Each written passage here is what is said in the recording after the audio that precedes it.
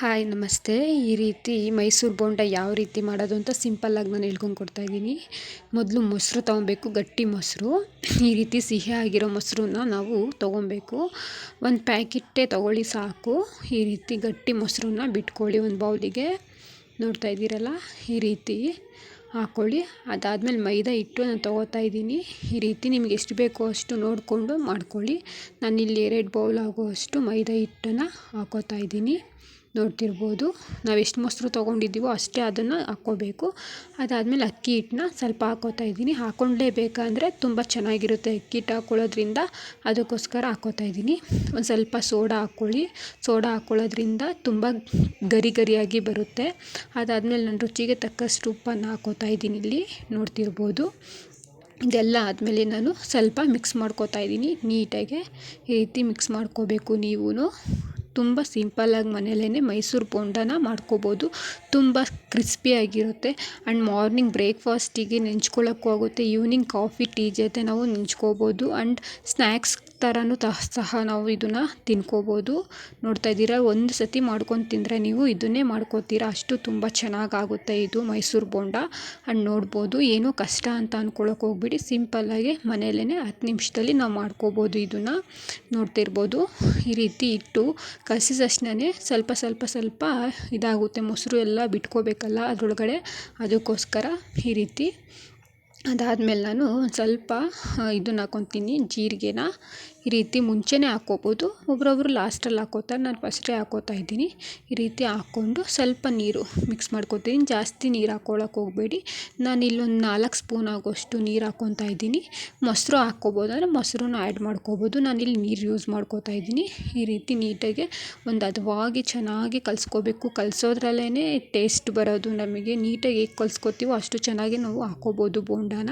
ಈ ರೀತಿ ನೀಟಾಗಿ ಒಂಚೂರು ಇದು ಬರದೇ ಇರೋ ಥರ ನಾವು ನೀಟಾಗಿ ಇದು ಮಾಡ್ಕೋಬೇಕು ಇದನ್ನು.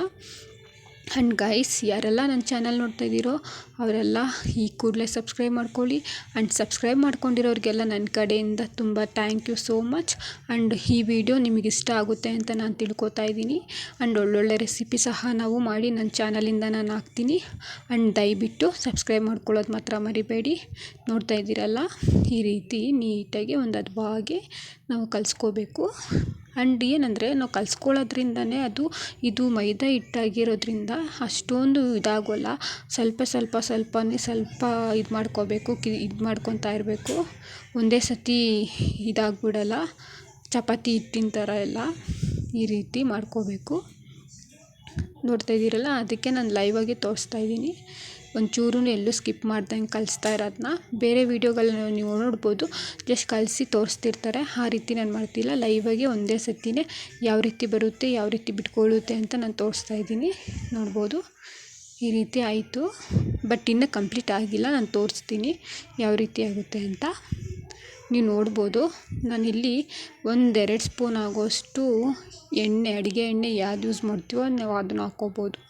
ಈ ರೀತಿ ಹಾಕ್ಕೊಂಡು ಅದನ್ನು ಸಹ ಕಲಿಸ್ಕೊಳ್ಳಿ. ಒಬ್ಬೊಬ್ರು ಸ್ಟಾರ್ಟಿಂಗೇ ಎಣ್ಣೆ ಯೂಸ್ ಮಾಡ್ಕೊತಾರೆ. ಆ ರೀತಿ ಮಾಡ್ಕೊಳ್ಳೋದ್ರಿಂದ ನಮಗೆ ನೀಟಾಗಿ ಬರಲ್ಲ.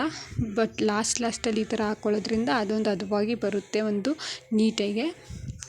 ನೋಡ್ತಾ ಇದ್ದೀರಲ್ಲ, ಈ ರೀತಿ ನೀಟಾಗಿ ಕಲಿಸ್ಕೊಂಡು, ಏನಂದರೆ ಒಂದು 4 ಅವರ್ ಎತ್ತಿಡಬೇಕಿದು.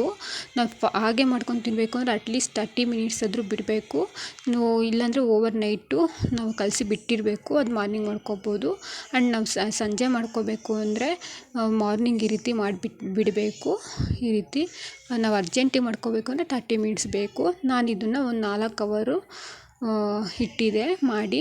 ನೋಡ್ತಾ ಇದ್ದೀರಲ್ಲ, ಇಷ್ಟು ಆಯಿತು ಇವಾಗ ಕಂಪ್ಲೀಟಾಗಿ. ಆ್ಯಂಡ್ ನಾನು ಇವಾಗ ಪ್ಲೇಟ್ ಮುಚ್ಚಿ 4 ಅವರ್ಸು ನಾನು ಬಿಟ್ಟು ಇದು ಮಾಡ್ತೀನಿ. ನೋಡ್ತಿದ್ದೀರಲ್ಲ, ನಾನು 4 ಅವರ್ಸ್ ಬಿಟ್ಟು ನೋಡಿದೆ, ತುಂಬ ಚೆನ್ನಾಗಿ ಆಗಿತ್ತು. ಈ ರೀತಿ ತಿರ್ಗಾ ಕಲಿಸ್ತಾ ಇದ್ದೀನಿ ನಾನು ತೋರಿಸೋದಕ್ಕೆ ನಿಮಗೆ. ನೋಡ್ತಾ ಇದ್ದೀರಲ್ಲ, ಇಷ್ಟು ಸಾಕು ನೀಟಾಗೆ. ಆ್ಯಂಡ್ ನಾನು ಇದನ್ನೆಲ್ಲ ನೀಟಾಗಿ ತಟ್ಟಿ ಇಟ್ಟಿದ್ದೀನಿ. 4 ಅವರ್ಸ್ ಕಂಪ್ಲೀಟ್ಲಿ ನಾನು ಇಟ್ಟಿದ್ದೆ, ಅದರಿಂದ ತುಂಬ ಚೆನ್ನಾಗೇ ಆಗಿತ್ತು. ಅದಕ್ಕೆ ವೀಡಿಯೋ ಪೂರ್ತಿ ನೋಡಿದ್ರೆ ಅರ್ಥ ಆಗುತ್ತೆ ನಿಮಗೆ. ಬೇರೆ ವೀಡಿಯೋಗಳನ್ನ ನಾನು ಆವಾಗಲೇ ಹೇಳ್ದಾಗೆ ಅರ್ಧ ತೋರಿಸಿ ಅರ್ಧ ಇದು ಮಾಡ್ತಾರೆ. ಕಟ್ ಮಾಡ್ತಾರೆ. ಆ ರೀತಿ ನಾನು ಮಾಡ್ತಾಯಿಲ್ಲ, ಅದಕ್ಕೋಸ್ಕರ. ಅದಾದಮೇಲೆ ನಾನು ತಿರ್ಗಾ ಕ್ಲೋಸ್ ಮಾಡಿದ್ನೆಲ್ಲ 2 ಅವರ್ಸ್ಗೊಂದ್ಸತಿ ನೋಡ್ತಿದ್ದೆ.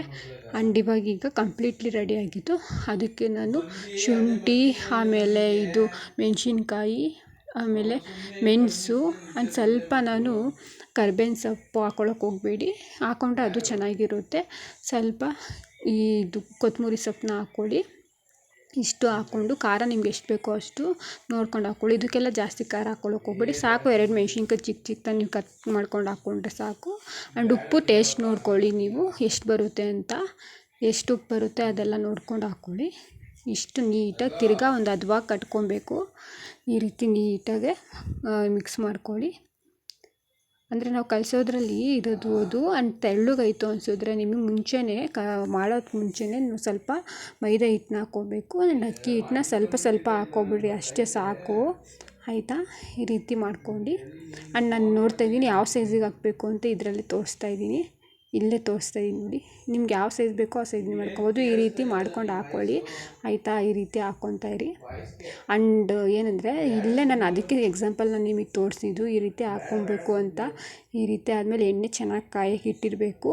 ಅದು ಮುಳುಗೋ ಅಷ್ಟಾದರೆ ಎಣ್ಣೆ ಹಾಕಬೇಕು ನೀವು. ಈ ರೀತಿ ಆದಮೇಲೆ ಚೆನ್ನಾಗೆ ಬಿಸಿ ಆದಮೇಲೆ ನಾನು ಈ ರೀತಿ ಹಾಕ್ತಾಯಿದ್ದೀನಿ ನೋಡಿ ಎಷ್ಟಾಗುತ್ತೆ ಅಂತ. ನಾನಿಲ್ಲಿ ಒಂದು 5 ಹಾಕಿದ್ದೀನಿ, 5ರಿಂದ 6 ಹಾಕ್ಕೋಬೋದು. ನಾನು ಫಸ್ಟ್ ಸ್ಟಾರ್ಟಿಂಗ್ ಹಾಕಿರೋದ್ರಿಂದ ಇಷ್ಟು ಹಾಕಿದ್ದೀನಿ.